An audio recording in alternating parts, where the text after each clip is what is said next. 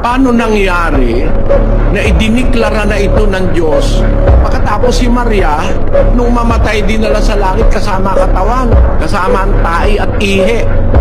Matinding katarantaduhan ito na ituro sa tao. Kaya ang tao, kapatid, hindi makakadiretso sa langit na body and soul.